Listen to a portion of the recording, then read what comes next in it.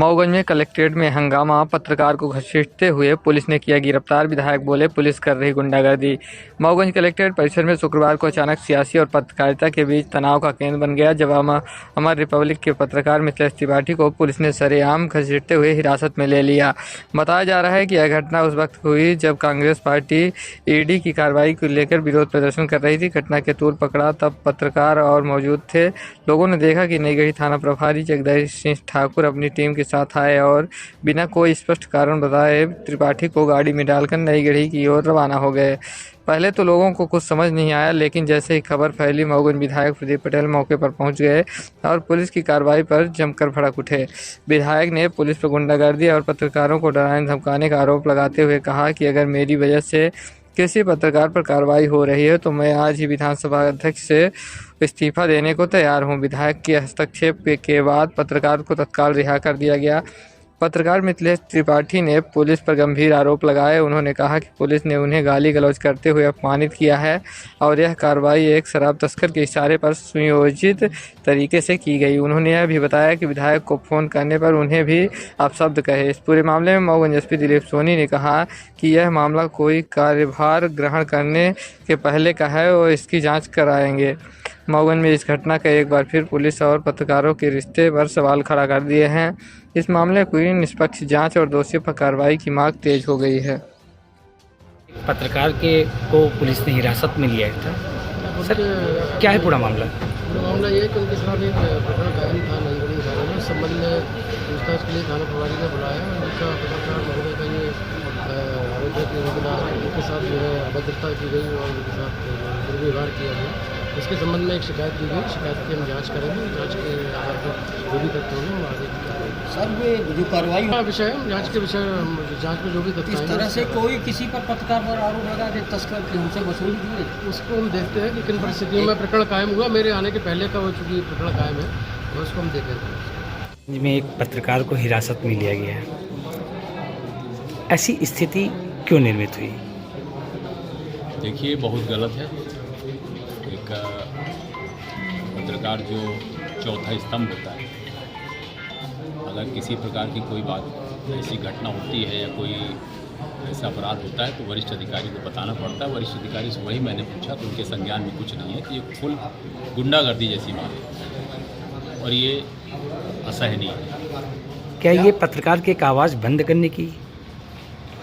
गुंडे लोग तो हमेशा पत्रकार के विरोध में रहते, क्योंकि पत्रकार लोग स्पष्ट खुल करके बोलने वाले लोग होते हैं। जो गुंडागर्दी करेगा उसको तकलीफ होगी। क्या चौथे स्तंभ पर जिस तरह से ये चल रहा है तो चौथे स्तंभ जो है पत्रकार, उनके साथ में भी हैं, सरकार भी साथ में है। अभी हमारे पास पत्रकार का आवेदन भी आया है। एसपी से भी बात हुई, कलेक्टर से भी बात हुई। जरूरत होगी तो दिलवाएंगे, बिल्कुल ऊपर भी बात करेंगे। बहुत शीघ्र आपको पता चलेगा। और किसी पत्रकार के साथ इस तरह का कोई भी दुर्व्यवहार करेगा वो बर्दाश्त नहीं किया जाएगा। क्या लगता है बदले की भावना से ये सब किया गया है? अब वो तो बदले की भावना जैसा कुछ अगर आएगा तो देखेंगे, मगर किसी पत्रकार के साथ कोई भी ऐसी बात आती है तो वरिष्ठ अधिकारियों को जरूर बताना चाहिए। बिना वरिष्ठ अधिकारी को बताए अगर कोई कुछ करता है तो गुंडागर्दी मानी जाएगी। जिसके द्वारा तो काम है, जनप्रतिनिधि के साथ भी लिखेंगे, पुलिस के भी लिखेंगे। सब लोगों ने अच्छा खराब जो भी हमारे बारे में लिखा, कभी मैंने किसी पत्रकार को अगर ऊँची आवाज़ में बोला तो बताइए, नहीं बोला। पत्रकार स्वतंत्र है, वो लिखेंगे। अगर वो नहीं बोलेंगे तो कौन बोलेगा? और इसलिए पत्रकार को अधिकार है, वो पक्ष और विपक्ष दोनों चीज़ें लिखेंगे। कहीं सही दिखेंगे तो उसको लिखेंगे, कहीं गलत दिखेगा तो उसको भी लिखेंगे। मगर बदले की भावना से अगर कोई ये करता है एक तस्कर से जुड़ा मामला सामने व्यक्तिगत रूप से पुलिस किसी मामले में इन्वॉल्व होगी तो उसको छोड़ा नहीं जाएगा। पुलिस डिपार्टमेंट को बदनाम करने वाला अगर कोई कर्मचारी होगा तो उसको भी नहीं बख्शा जाएगा। मध्य प्रदेश सरकार में पुलिस जो काम कर रही है, जनता के कल्याण के लिए काम करेगा। और पुलिस की में बैठ करके कोई व्यक्ति अगर गुंडागर्दी के साथ काम करेगा तो बख्शा नहीं जाएगा। निश्चित रूप से आज एक आतंकवादी की तरह उसको आपको चुनाव के दौरान पुलिस की हिरासत में लिया गया। किस मामले को लेकर आज आपको ले जाया गया और किस तरह का बर्ताव किया गया? मैं आपको बताना चाहूंगा कि मैं वही कैंटीन पर खड़ा था और चाय पी रहा था एक बैठ कर। यहाँ पर हम नई थाना प्रभारी थे। उनके द्वारा पहले हमारे गले में हाथ डालकर हमको बुलाया गया और जबरदस्ती गाड़ी में बैठने के लिए बोला गया। मैंने इसका विरोध किया कि क्या बात क्या है, मामला मेरे को बताया जाए। उन्हें कहा पहले गाड़ी में बैठ फिर इसके बाद बात करते हैं। उनके द्वारा काफी अभद्रता पूर्वक बात की गई, शब्दों का प्रयोग किया गया।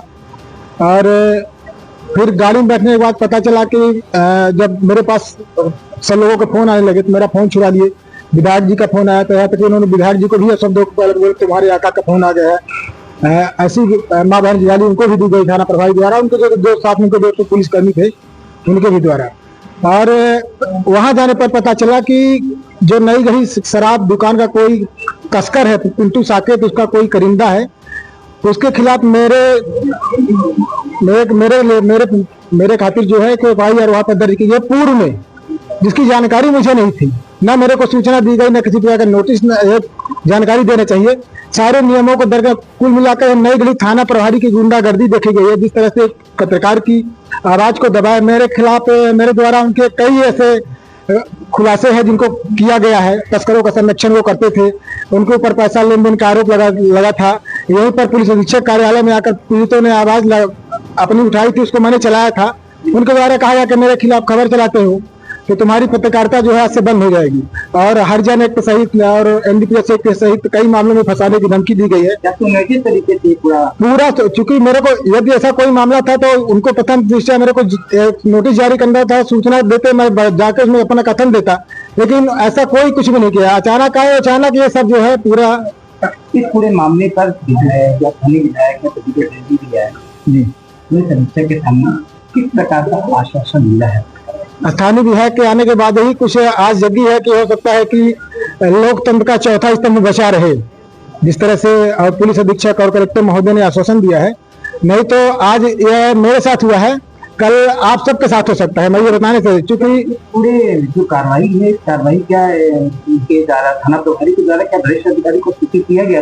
कोई सूचना नहीं है। वरिष्ठ अधिकारी तो बता रहे कि मेरे कोई सूचना नहीं है, और प्रदेश सरकार का एक ठो आदेश है, आप सबके पास होगा ना होगा तो मैं उपलब्ध कराऊंगा।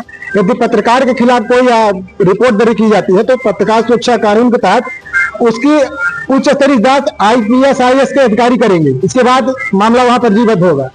लेकिन सारे नियमों को दरकिनार करते हुए उस तस्कर के कहने पर, तस्कर जो जिनके काफी करीबी संबंध नई गढ़ी थाना प्रभारी के पूर्व में रहे और उनके खिलाफ खबर चलती थी, ये सुनियोजित तरीके से मेरे को फंसाने के लिए पूरा प्रयास किया गया है। मैं पूरे पुलिस प्रशासन और प्रदेश सरकार से मांग करूंगा, स्थानीय विधायक से मांग करूंगा कि ऐसे जो यहाँ पर भ्रष्टाचारी और तस्करों को संरक्षण देने वाले थाना प्रभारी जिनको बनाया गया है, इनके ऊपर कार्रवाई करें, नहीं तो ये समझिए कि चौथा स्तंभ खतरे में है। आज हमारी बारी है, कल मेरा नाम है मिथिलेश त्रिपाठी, मैं अमर रिपब्लिक पत्रकार का साप्ताहिक समाचार पत्र का प्रधान संपादक हूँ। मेरा चैनल भी चलता है और पेपर भी है।